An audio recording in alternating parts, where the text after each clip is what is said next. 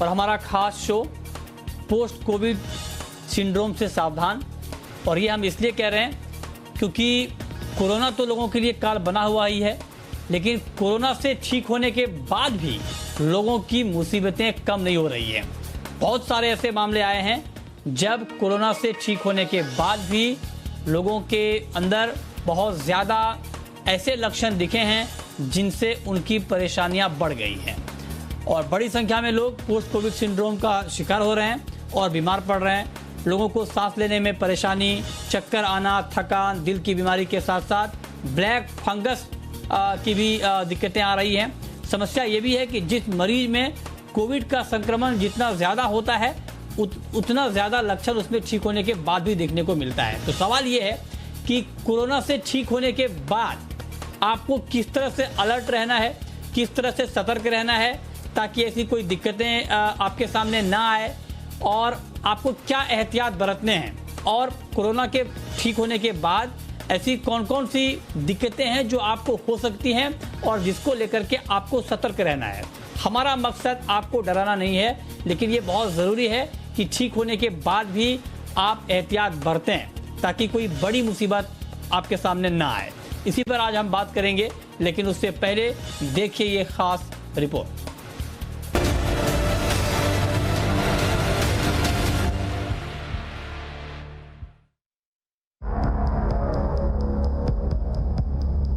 Corona देश के लिए काल तो बना ही हुआ है। उसने बीते 24 घंटे में 3,66,000 से ज्यादा नए लोगों को अपना शिकार बनाया है। लेकिन लोगों के लिए पोस्ट कोविड सिंड्रोम भी अब मुसीबत बनकर उभर रहा है। जी हां, पोस्ट कोविड सिंड्रोम। कोरोना के बाद अब ये शब्द धीरे धीरे चलन में आ रहा है क्योंकि बड़ी संख्या में लोग इस सिंड्रोम का शिकार बन रहे हैं। और सबसे ज्यादा परेशान करने वाली बात ये कि ये वो लोग हैं जो कोरोना से ठीक हो चुके हैं। डॉक्टरों के मुताबिक कोरोना से ठीक होने के बाद भी लोगों को कई परेशानियां आ रही हैं। बड़ी संख्या में ऐसे लोग इलाज के लिए आ रहे हैं जिन्हें 6 महीने या उससे भी पहले कोरोना हुआ था। डॉक्टर इसे ही तकनीकी भाषा में पोस्ट कोविड सिंड्रोम कहते हैं। डॉक्टरों के मुताबिक कई लोगों में थकान, सांस लेने में परेशानी, चक्कर आना और बेहोशी जैसी परेशानियां हो रही हैं। वहीं कई लोगों में स्वाद का ना आना और गले में खराश की दिक्कत भी बनी रहती है। जिस मरीज में संक्रमण जितना अधिक होता है उतने ज्यादा लक्षण उसमें ठीक होने के बाद देखने को मिलते हैं। हालांकि कमजोरी जैसी शिकायत हल्के फुल्के संक्रमण वाले लोगों में भी देखने को मिल रही है। कोरोना से ठीक हो चुके कई मरीजों को थकान और कमजोरी बहुत ज्यादा हो रही है। बहुत से लोगों में दिल की बीमारी की शिकायत भी देखने को मिल रही है। उनमें हार्ट अटैक, स्ट्रोक, तेजी से दिल धड़कना जैसी शिकायतें देखने को मिल रही हैं। यहाँ तक कि कुछ लोगों का पल्मोनरी फंक्शन टेस्ट बताता है कि उनके फेफड़ों के काम करने की क्षमता 50% घट गई है। इतना ही नहीं, लोग ब्लैक फंगस का शिकार भी हो रहे हैं, जिसका असर न सिर्फ लोगों के फेफड़ों पर पड़ रहा है बल्कि आंखों में फंगस होने के कारण लोगों की आंखों की रोशनी तक चली जा रही है। हालात इतने खराब होते जा रहे हैं कि आईसीएमआर ने बाकायदा इसके लिए एडवाइजरी जारी की है, जिसमें उसने कहा है कि कोरोना से ठीक हो चुके मरीजों के लिए म्यूकोरमाइकोसिस जानलेवा साबित हो रहा है। कोरोना का सबसे ज्यादा असर फेफड़ों पर देखने को मिलता है, लेकिन कोरोना शरीर के दूसरे अंगों को भी बुरी तरह प्रभावित कर रहा है, जिसका असर उन्हें लंबे वक्त तक झेलना पड़ सकता है। डॉक्टरों के मुताबिक शरीर पर लंबे वक्त तक कोरोना संक्रमण का बुरा असर देखने को मिल रहा है। लंबे वक्त तक संक्रमण का दिल दिमाग पर बुरा असर पड़ रहा है। मरीज के दिल की दीवारें कमजोर हो रही हैं, जिससे दिल ठीक तरीके से काम नहीं कर पा रहा। दिल पूरे शरीर में ब्लड को पंप नहीं कर पा रहा, जिसपे ब्लड को ले जाने वाली की दीवारें भी पतली हो रही हैं और उनमें ब्लड क्लॉट की भी परेशानी देखने को मिल रही है। कई लोगों में लंबे वक्त तक कोरोना संक्रमण बने रहने के कारण दिमाग भी ठीक तरीके से काम नहीं कर रहा, जिससे आंशिक पैरालिसिस, पार्किंसन, अल्जाइमर का खतरा बढ़ जाता है। हालांकि डॉक्टरों के मुताबिक हर बीमारी का इलाज है, लेकिन वो इलाज कितने दिन चलेगा ये इस बात पर निर्भर करता है कि मरीज कितने वक्त तक कोरोना संक्रमित रहा और कोरोना ने उसके शरीर पर कितना बुरा असर किया है। यानी साफ है कि कोरोना अब भी उन लोगों के लिए मुसीबत बन रहा है जो कोरोना से ठीक हो चुके हैं। ब्यूरो रिपोर्ट, जी मीडिया।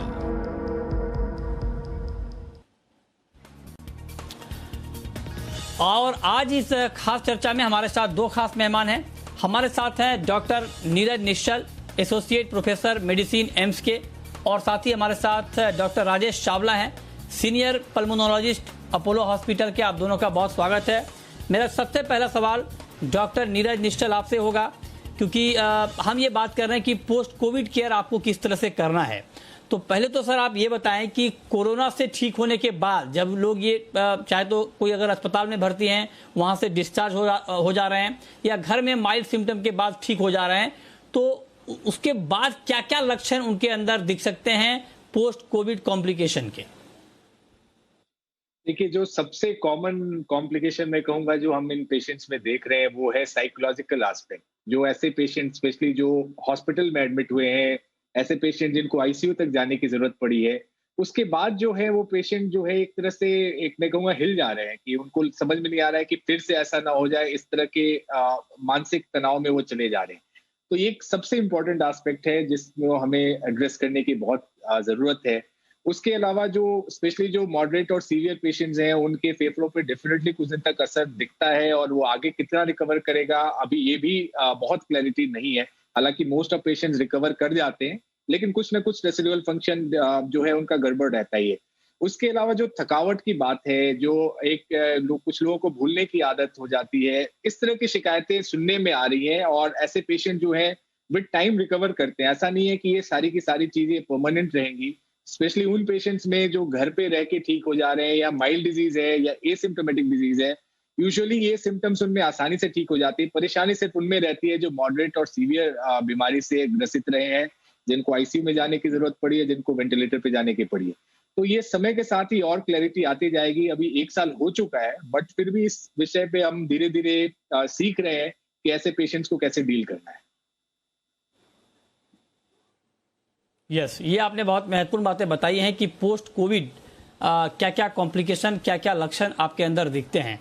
लेकिन अब मैं आपसे जानना चाहता हूँ चावला जी कि एक जो बड़ी दिक्कत आ रही है वो ये कहा जा रहा है कि लंग्स में इन्फेक्शन और ब्लैक फंगस, इसको लेकर बहुत चर्चा हो रही है और कुछ ऐसी बातें पाई गई हैं अलग अलग राज्यों में, महाराष्ट्र में, गुजरात में, जिसकी वजह से अब यहाँ पर एडवाइजरी तक जो नेशनल कोविड टास्क फोर्स है उनको जारी करनी पड़ी है।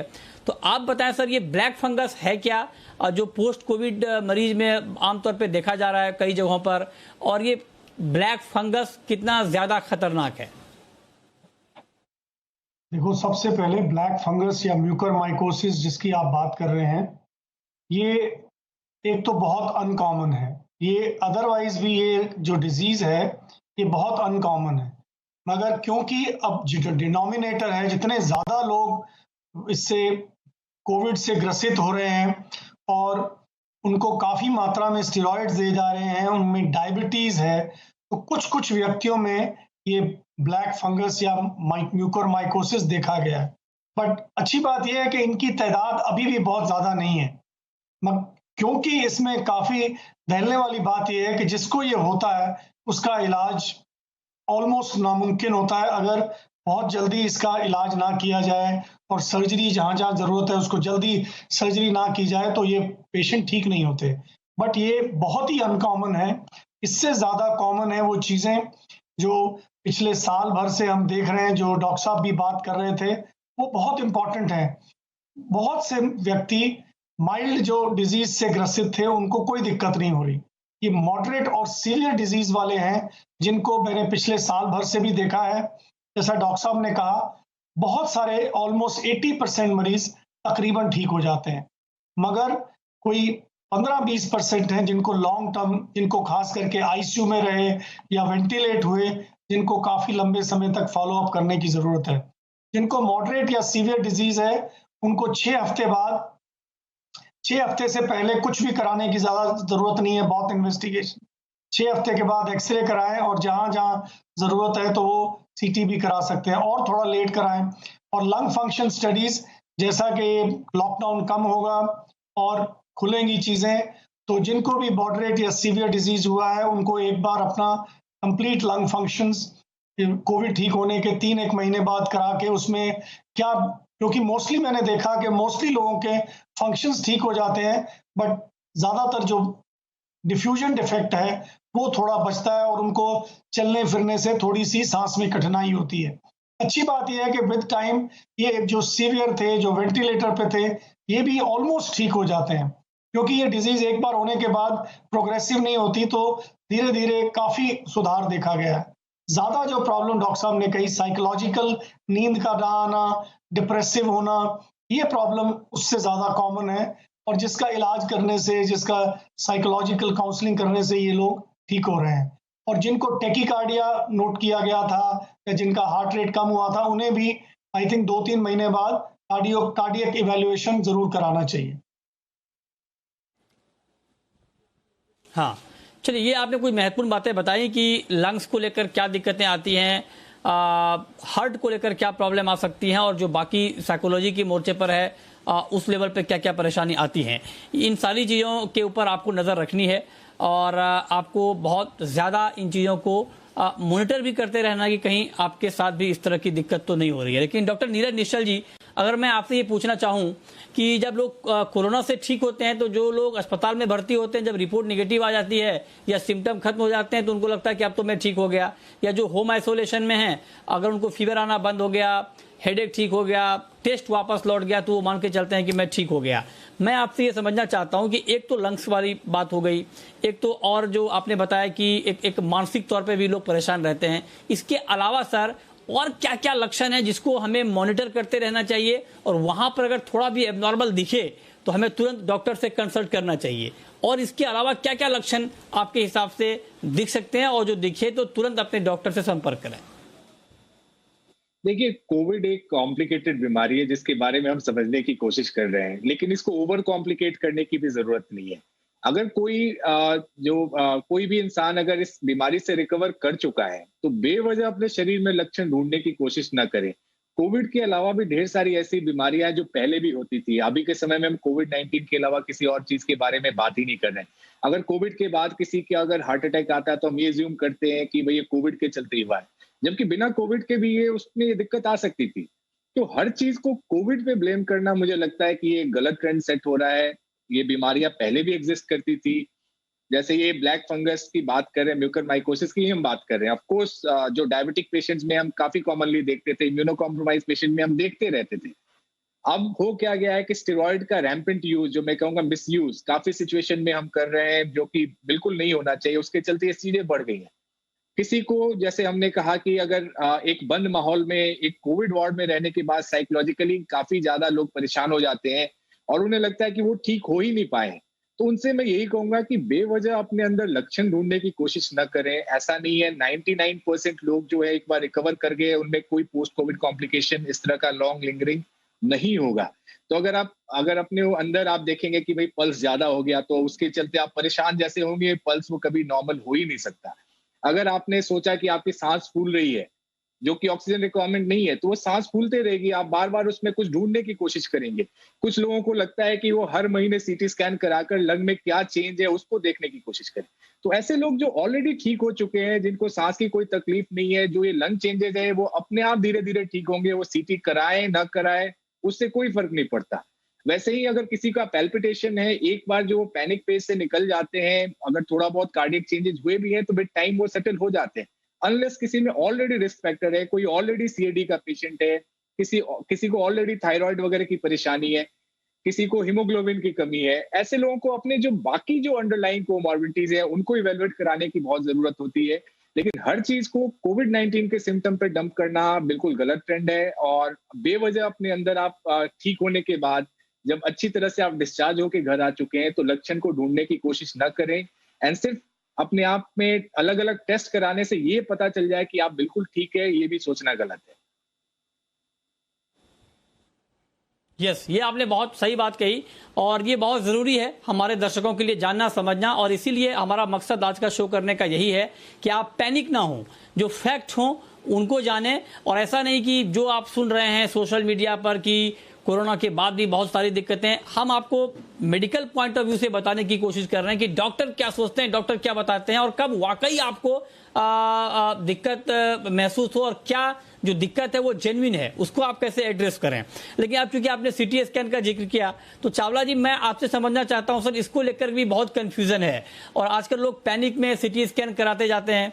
तो आप जरा बताएं कि सीटी स्कैन कराना कब चाहिए, क्या सिम्टम दिखे बॉडी में, किस तरह का अपना लक्षण दिखे जब ये लगे कि हाँ सीटी स्कैन अब करा लेना चाहिए पोस्ट कोविड भी, ये जरा सर आप डिटेल में बता दें। पहले तो सीटी स्कैन कराने की जरूरत नहीं होती। ये जो अगर आरटी-पीसीआर आपने करा लिया है, आप पॉजिटिव है, तो जो भी डॉक्टर ट्रीटमेंट बताता है उस ट्रीटमेंट को करना चाहिए। सबसे पहली बात तो ये है। होता क्या है कि लोग पहले दिन उनका आरटी-पीसीआर पॉजिटिव आया, उन्होंने सीटी कराया, उसमें कुछ स्कोर आ गया, कुछ शैडोज आ गए, वो ऑलमोस्ट 70-80% में कुछ ना कुछ शैडो आएंगे। वो टाइम के साथ थोड़े बढ़ते हैं, फिर वो हफ्ते बाद फिर कराते हैं, फिर कहते हैं कि मेरा कोविड वर्स हो गया। वो नेचुरल कोर्स है। एक तो पहली बात है कि सीटी नॉर्मल एक रोगी को कराने की जरूरत नहीं है। उसकी जरूरत के खास इंडिकेशंस हैं, जैसे कि अगर पेशेंट 6-7 दिन हो गए हैं, आपका आरटी-पीसीआर पॉजिटिव नहीं आ रहा, फिर आप उसमें जानना चाहते हैं। वैसे तो अगर घर में 5 व्यक्तियों को हुआ है, आपको सिम्टम है, तो आप मान के चलो कि आपको कोविड है। अगर आरटी-पीसीआर नेगेटिव है तो आप 7 दिन से पहले उसको मत कराएं। 6-7 दिन से पहले अगर कराते हैं तो उसका कोई फायदा नहीं होता। 6-7 दिन में आपको एक्यूरेट असेसमेंट हो जाती है। वो भी अगर जरूरी हो तभी कराना चाहिए। हर एक व्यक्ति को सीटी कराने की जरूरत नहीं है। ये सीटी का मेन मकसद होता है जब आपको डाउट है और 6-7 दिन बीत गए हैं, आपके आरटी-पीसीआर नेगेटिव आ रहे हैं, तब कराएं। या आप कॉम्प्लिकेशन देख रहे हैं, सीवियर कोविड हो गया है, आप कुछ देखना चाहते हैं, सिवियरिटी देखना चाहते हैं, तब ये इंडिकेटेड हो सकता है। बट अदरवाइज सीटी की आमतौर पे हर एक व्यक्ति को सीटी कराने की जरूरत नहीं है। पहली बात तो ये है। दूसरा ये है कि पोस्ट कोविड जी तो ये हफ्ते में कराने की कोई जरूरत नहीं है। पोस्ट कोविड आप 6-7 हफ्ते से पहले ना तो आप सीटी कराएं, ना अगर आप ठीक चल रहे हैं तो इवन एक्सरे भी कराने की जरूरत नहीं है। 6-7 हफ्ते बाद पहले एक्सरे कराएं। अगर एक्सरे बिल्कुल साफ है, आपके सिम्टम ठीक हो गए, तो आपको सीटी की कोई जरूरत नहीं है। मगर अगर आपके सिम्टम परसिस्ट कर रहे हैं या एक्सरे में आपको कुछ नजर आ रहा है और उसको आप इवेल्युएट करना चाहते हैं, तब उस व्यक्ति को सीटी करा सकते हैं। बट आमतौर पे पोस्ट कोविड धीरे धीरे मैंने जो देखा है, मैं साल भर से बहुत सारे पेशेंट फॉलो अप कर रहा हूँ, ये जो लीजन्स हैं ये 2-3-4 महीने में तकरीबन लोगों में ऑलमोस्ट गायब हो जाते हैं। बहुत थोड़े थोड़े सिम्टम बहुत सीवियर डिजीज वालों के रहते हैं। तो बार बार सीटी कराने से ना तो दाग ठीक होने वाले हैं, ना कुछ उनमें फर्क पड़ने वाला है।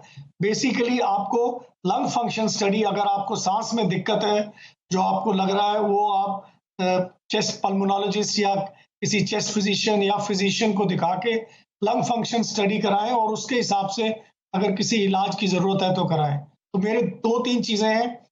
एक, 6 दिन से पहले सीटी कराने का कोई फायदा नहीं है। अगर आपको सीटी कराना भी है तो बार बार मत कराते रहिए। अगर आप 6-7 दिन बाद कराते हैं तो फिर आइडिया आपको हो जाता है। और हर एक व्यक्ति को सीटी कराने की जरूरत नहीं है। अगर आपका आरटी-पीसीआर पॉजिटिव हो गया, ट्रीटमेंट से सही रिस्पॉन्स आ रहा है, ठीक हो रहे हैं, तो सीटी कराने की जरूरत नहीं है। और पोस्ट कोविड 6 हफ्ते से पहले तो बिल्कुल नहीं कराना चाहिए। 2-3 महीने बाद ही उसको कराना चाहिए। अब डॉक्टर नीरज, मैं आपसे एक बात पूछना चाहता हूं सर, कि अगर कोरोना से ठीक होने के बाद आंख में या नाक में लालीपन दिखे विथ माइल्ड फीवर, हेडेक हो, कंजेशन हो, शॉर्टनेस ऑफ ब्रीथ, सांस लेने में दिक्कत हो, और अल्टर्ड मेंटल जो आपने पहले भी जिक्र किया, अगर इस तरह के लक्षण दिखें तो क्या इसको सीरियसली लेना चाहिए या ये वक्त के साथ 2-4-10 दिन, हफ्ते 10 दिन में ये ठीक हो जाएगा अपने आप? देखिए, अगर कोई इम्यूनो कॉम्प्रोमाइज पेशेंट है, जैसे कि अगर कोई से रीनल ट्रांसप्लांट का पेशेंट है, डायबिटिक है, या किसी भी रीजन से इम्यूनो सप्रेशन पे है, या फिर HIV पेशेंट्स हैं, जो हाई रिस्क पेशेंट्स हैं, जिनमें हम फंगल इन्फेक्शन की पॉसिबिलिटी हमेशा रख सकते हैं, स्पेशली अगर उन्हें इस ड्यूरेशन में स्टेरॉइड या कोई भी इम्यूनो सप्रेसिव ड्रग दिया गया, इवन इंक्लूडिंग टोसिलिजुमैब। तो ऐसे पेशेंट्स में अगर इस तरह के कोई भी सिम्टम्स आते हैं तो उसको इग्नोर नहीं करना चाहिए। डेफिनेटली ऐसे लोगों को जो है एक ENT इवैल्यूएशन प्रॉपर्ली करवाना चाहिए, ताकि हम ये सीरियस बीमारी जैसे म्यूकोरमाइकोसिस की हम बात कर रहे हैं, ये मिस ना हो ऐसे सिचुएशन में। तो कोई भी सिम्टम को इग्नोर ना करें। जो भी आपका जो रिस्क फैक्टर पहले से है उसको असेस करते हुए आपको मेडिकल हेल्प की जरूरत पड़ती है। लेकिन अगर नॉर्मल पेशेंट को हो सर, ये कोमॉर्बिडिटीज ना हो, अगर कोई हेल्दी आदमी है जिसको कोरोना हुआ है और उनके अंदर अगर इस तरह के लक्षण पाए जाएं तो उनको क्या करना चाहिए? देखिए, कंजंक्टिवाइटिस गर्मी के दिनों में कोई बहुत अनकॉमन सिचुएशन नहीं है। काफ़ी लोगों को कंजंक्टिवाइटिस होता है जिसमें आँख में लालीपन, आँख से पानी आना, उसके साथ कुछ लोगों को हेडेक भी हो सकता है।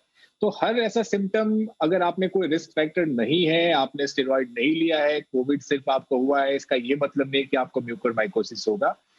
फिर भी अगर कोई डाउट है तो डेफिनिटली आप मेडिकल हेल्प लें। यस। अच्छा, एक बात और चावला जी मैं आपसे जानना चाहता हूं कि क्योंकि इसको लेकर के भी बहुत बहस हो रही है कि कितने वक्त तक रिकवर पेशेंट को पोस्ट कोविड केयर करना चाहिए। मतलब ठीक है, आप केयर तो अपनी बॉडी का लोग हमेशा करते हैं, लेकिन कोरोना को ध्यान में रखते हुए पोस्ट कोविड केयर रिकवर होने के कितने दिनों बाद तक रखना चाहिए, करना चाहिए?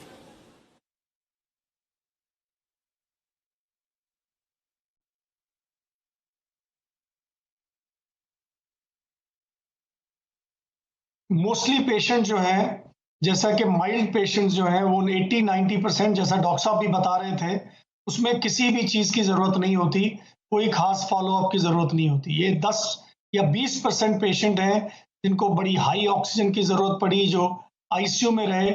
इन पेशेंट को कम से कम 6 हफ्ते आपको थोड़ा फॉलोअप करने की ज़रूरत है, बिकॉज़ कई पेशेंट में कुछ-कुछ प्रॉब्लम्स देखी गई हैं।